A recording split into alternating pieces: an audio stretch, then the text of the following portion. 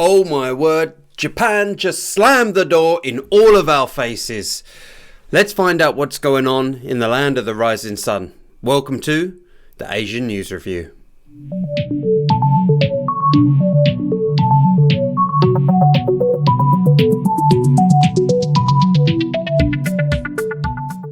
For decades, the narrative surrounding Japan has been one of a shrinking nation, a country desperately in need of fresh blood, new talent and international labour to prop up its ageing infrastructure.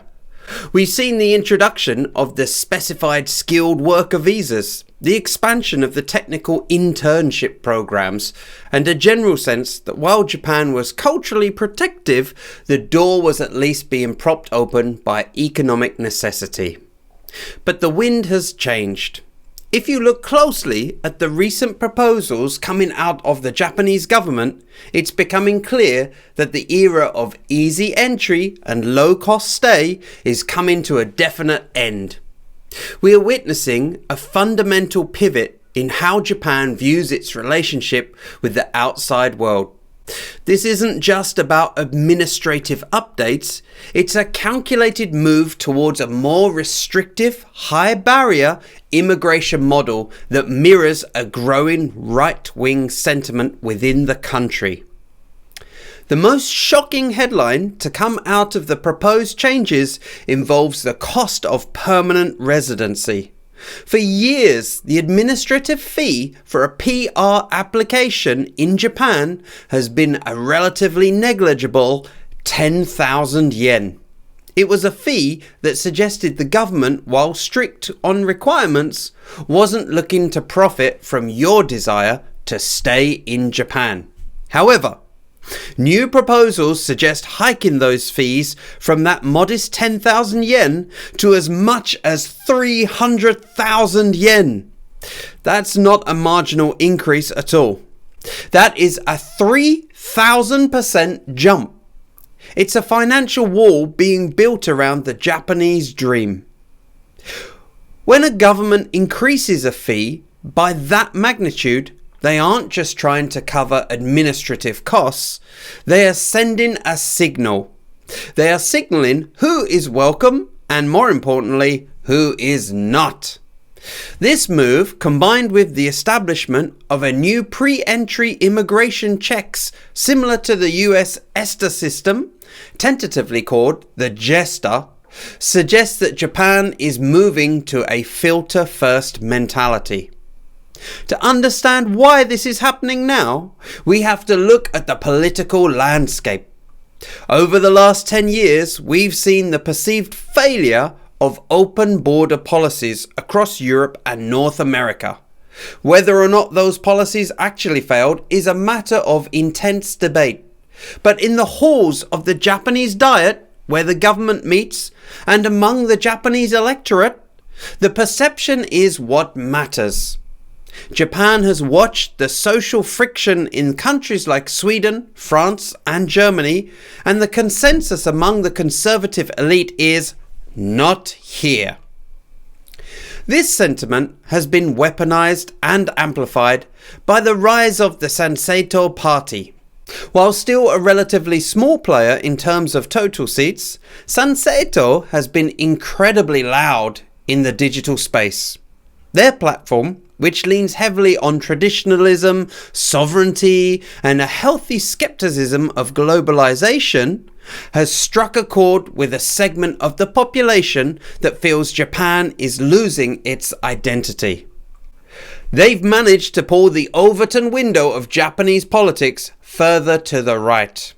When a fringe party gains too much traction with anti-foreigner rhetoric, the ruling Liberal Democratic Party, or LDP, takes notice. They realise that clamping down on foreigners is a reliable vote winner. Public opinion is also being shaped by a steady stream of questionable news stories involving foreign residents, such as kicking deer in Kyoto.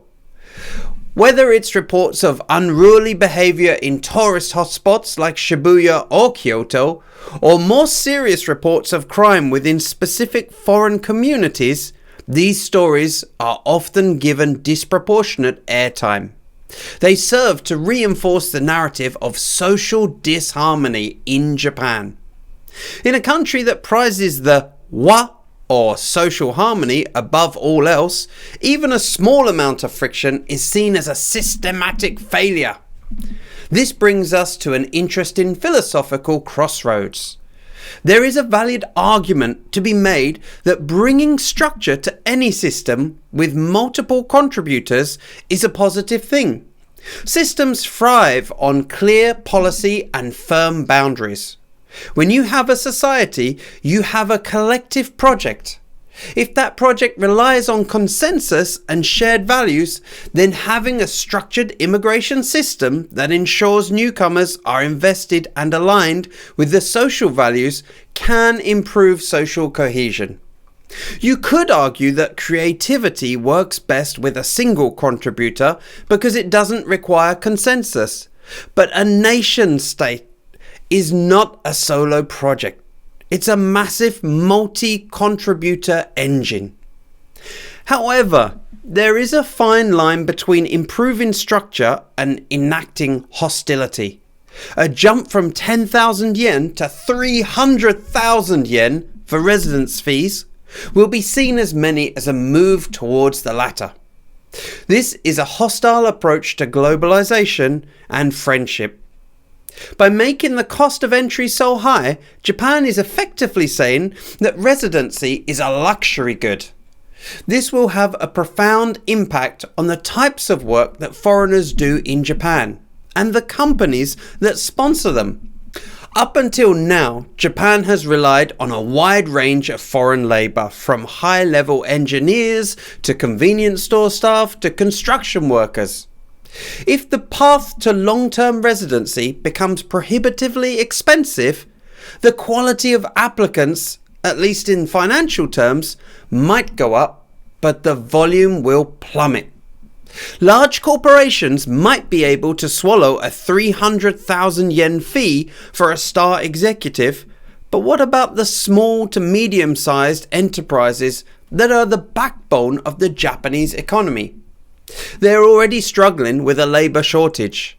If they have to factor in massive residency and visa costs, or their employees see no viable future in the country because they can't afford to stay, those companies will suffer.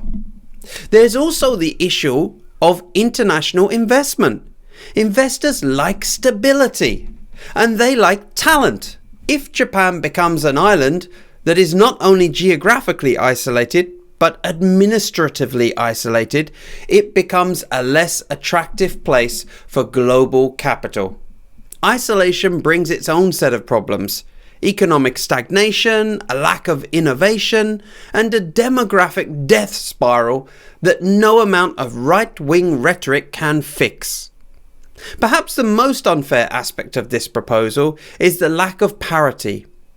Proponents of the fee hike often point to the United States or Australia, where visa fees are notoriously high. But this comparison ignores the glaring reality in Japan. The Galapagos economy of Japan. Salaries in Japan have remained largely stagnant for 30 years. The yen is currently at a historic low.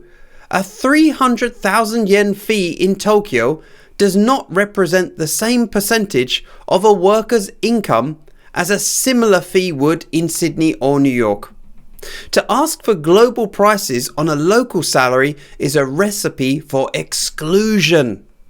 If Japan wants to avoid the problems of isolation, it needs to find a balance. It is perfectly reasonable for a nation to want to vet who enters its borders.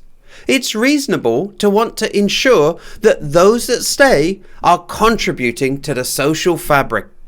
Pre-entry checks and structured policies are not inherently anti-foreigner, but those policies are paired with extortionate fees and fueled by a political need to appease nationalist sentiment.